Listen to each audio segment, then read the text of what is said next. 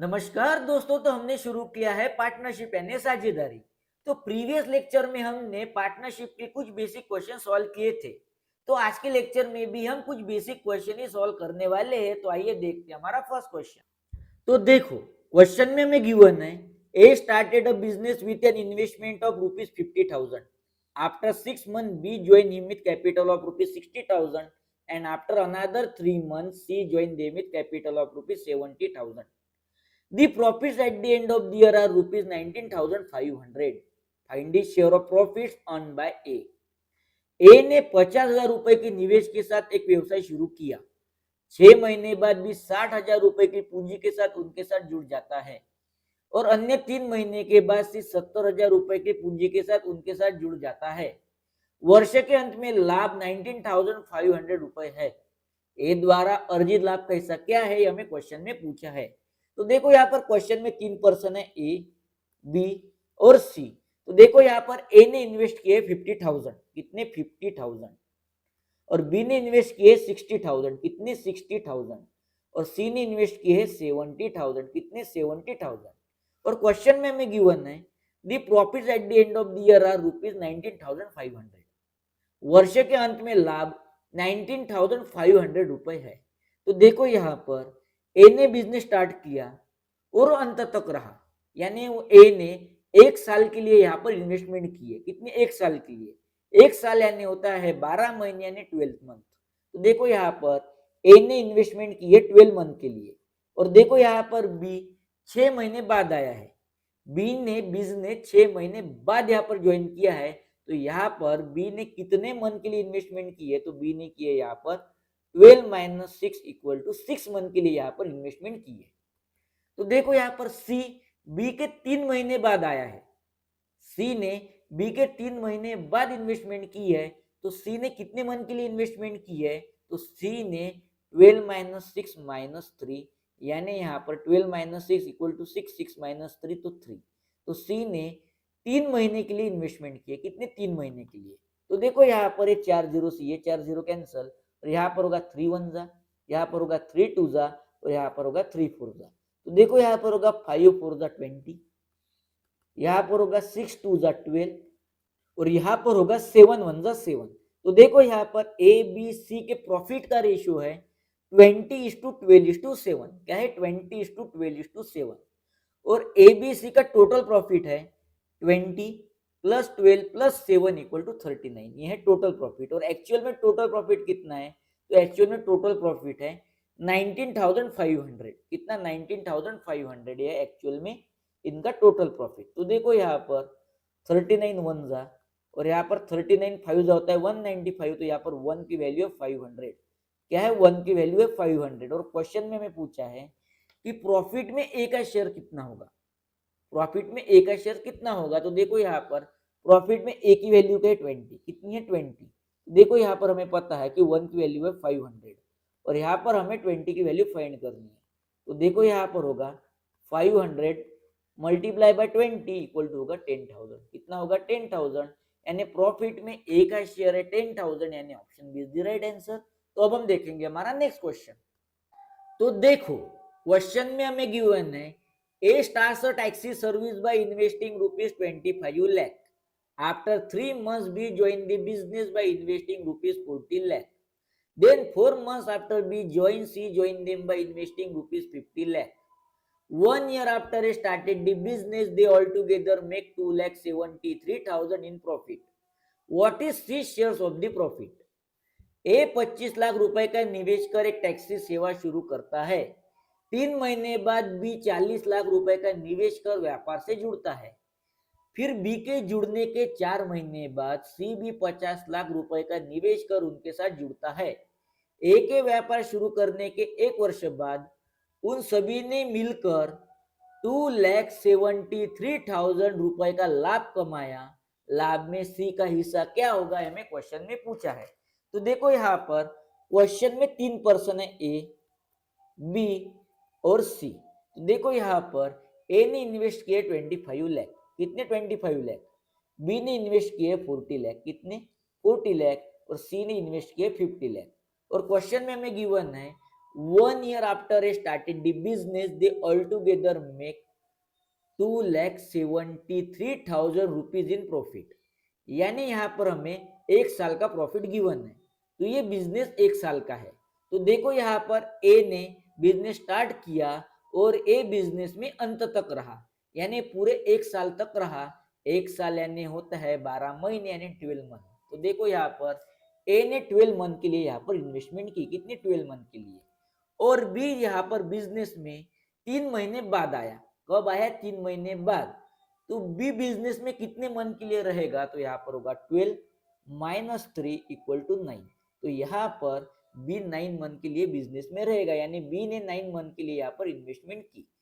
जब बी ने इन्वेस्टमेंट की तो बी के 4 महीने बाद सी ने इन्वेस्टमेंट की। कब?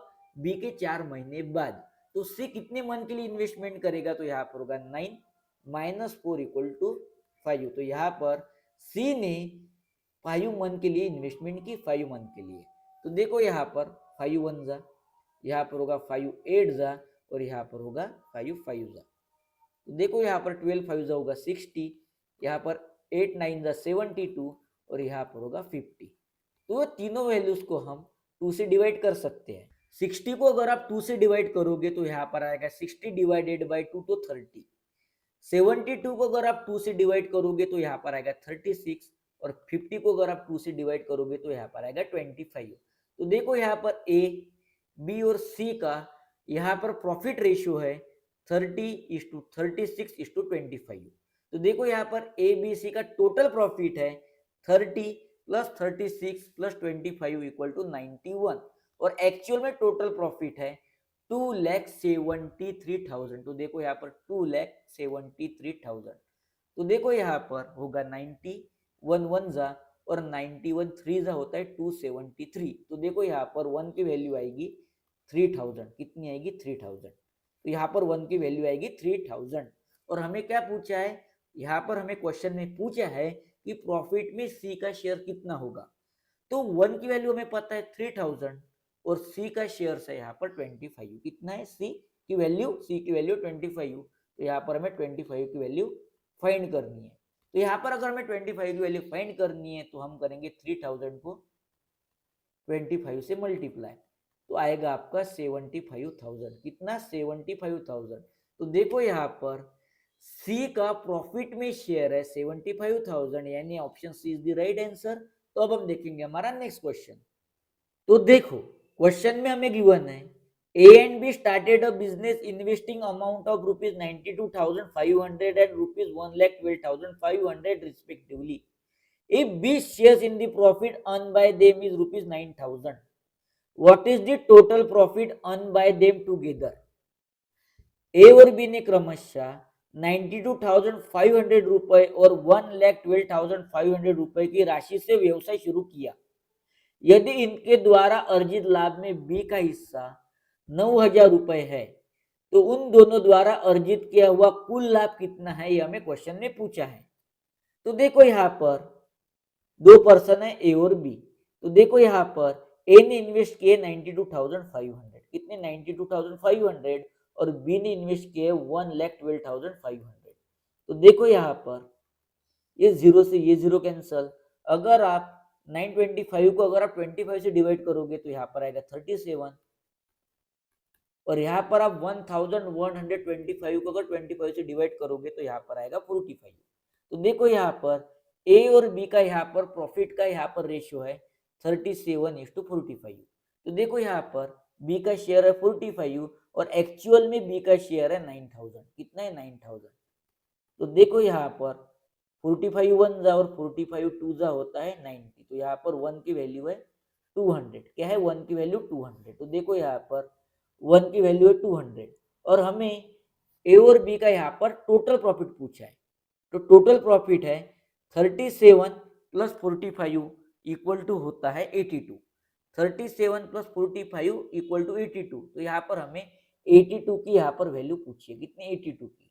तो देखो यहाँ पर होगा 200 मल्टीप्लाई बाय 82 इक्वल टू होगा आपका 16,400। कितना? 16,400, यानी option D is the right answer. तो अब हम देखेंगे हमारा नेक्स्ट क्वेश्चन। तो देखो क्वेश्चन में हमें गिवन है P started a business with rupees 60,000. After 4 months, Q applied rupees 70,000 and after 6 months, R applied rupees 80,000. And at the same time, P left the business. What will be their profit ratio at the end of 1 year? P ने 60,000 रुपए के साथ एक व्यवसाय शुरू किया. 4 महीने बाद Q ने 70,000 रुपए लगाए और 6 महीने बाद R ने 80,000 रुपए लगाए और उसी समय P ने व्यवसाय छोड़ दिया. एक वर्ष के अंत में उनका लाभ का अनुपात क्या होगा, हमें क्वेश्चन ने पूछा है. तो देखो यहाँ पर क्वेश्चन में 3 पर्सन है, P, Q और R. तो देखो यहाँ पर P ने इन्वेस्ट किए 60,000. कितने? 60,000. Q ने इन्वेस्ट किए है 70,000 और R ने इन्वेस्ट किए है 80,000. और क्वेश्चन में हमें क्या पूछा है? क्वेश्चन में हमें इन तीनों का प्रॉफिट रेशियो पूछा है एक साल बाद, यानी 1 ईयर बाद यहाँ पर हमें इन तीनों का प्रॉफिट रेशियो पूछा है. तो देखो यहाँ पर P ने बिजनेस तो स्टार्ट किया लेकिन वो अंत तक नहीं रुका, बीच में कहीं यहाँ पर बिजनेस उसने छोड़ दिया. तो देखो यहाँ पर बिजनेस कितने साल का है? तो 1 साल का, यानी यहाँ पर 12 मंथ का यहाँ पर बिजनेस है. तो Q यहाँ पर 4 महीने बाद बिजनेस में आया, उसने 4 महीने बाद बिजनेस ज्वाइन किया. तो Q यहाँ पर कितने मंथ के लिए बिजनेस में था? तो यहाँ पर होगा 12 माइनस 4 इक्वल टू 8. तो देखो यहाँ पर Q यहाँ पर 8 मंथ के लिए बिजनेस में था. जब Q ने इन्वेस्टमेंट की उसके 6 महीने बाद यहाँ पर R ने इन्वेस्टमेंट की. कितने? 6 महीने बाद. तो R बिजनेस में कितने मंथ के लिए रहेगा? तो यहाँ पर होगा 8 माइनस 6 इक्वल टू 2. तो R यहाँ पर 2 महीने के लिए यहाँ पर बिजनेस में रहेगा. तो देखो यहाँ पर Q आया है 4 महीने बाद. कब आया है? 4 महीने बाद. और ये 4 महीने के 6 महीने बाद यहाँ पर R आया बिजनेस में. तो देखो यहाँ पर टोटल 10 मंथ के बाद यहाँ पर R बिजनेस में आया. कब आया? 10 महीने बाद यहाँ पर R बिजनेस में आया. जैसे ही R बिजनेस में आया, P ने बिजनेस छोड़ दिया. जैसे ही R बिजनेस में आया तो P ने बिजनेस छोड़ दिया. इसका मीनिंग ये होता है कि P 10 महीने के लिए बिजनेस में था. कितने महीने के लिए? तो देखो यहाँ पर 10 मंथ के लिए यहाँ पर P बिजनेस में था. आई होप आपको समझ में आ गया होगा ये 10 कहाँ से आया. तो देखो यहाँ पर हमें गिवन है कि Q 4 महीने बाद बिजनेस में आया. कब आया? 4 महीने बाद. और 4 महीने के 6 महीने बाद R बिजनेस में आया, यानी शुरुआत से 10 महीने बाद यहाँ पर R बिजनेस में आया. क्योंकि शुरुआत से 10 महीने तक R बिजनेस में नहीं था, 10 महीने बाद बिजनेस में आया. लेकिन जैसे R बिजनेस में आया वैसे ही P ने बिजनेस छोड़ दिया, यानी शुरुआत से लेकर 10 महीने तक यहाँ पर P बिजनेस में था. कितने? 10 महीने तक. और 10 महीने बाद P ने बिजनेस छोड़ दिया, इसलिए यहाँ पर 10 आया है. इसलिए P का जो टाइम है इन्वेस्टमेंट का वो 10 महीने तक ही है. तो देखो यहाँ पर एक 4 जीरो से ये 4 जीरो कैंसल, और यहाँ पर होगा 10 6 जा 60, यहाँ पर 8 7 होगा 56, और यहाँ पर होगा 8 2 जा 16. तो ये तीनों नंबर को हम 4 से डिवाइड कर सकते हैं. अगर आप 60 को 4 से डिवाइड करोगे तो यहाँ पर आएगा 15, 56 को 4 से डिवाइड करोगे तो आएगा 14, और 16 को 4 से डिवाइड करोगे तो आएगा 4. तो देखो यहाँ पर P, Q और R का प्रॉफिट का रेशियो है 15:14:4, यानी option B is the right answer. तो अब हम देखेंगे हमारा नेक्स्ट क्वेश्चन. तो देखो क्वेश्चन में हमें गिवन है 3 partner started a business by investing ₹90,000, ₹1,20,000 and ₹1,50,000 respectively. First partner left the business after 4 months, second after 9 months, and third remained in the business for whole year. At the end of year, the total profit earned is ₹1,08,000. Then find their shares of profit.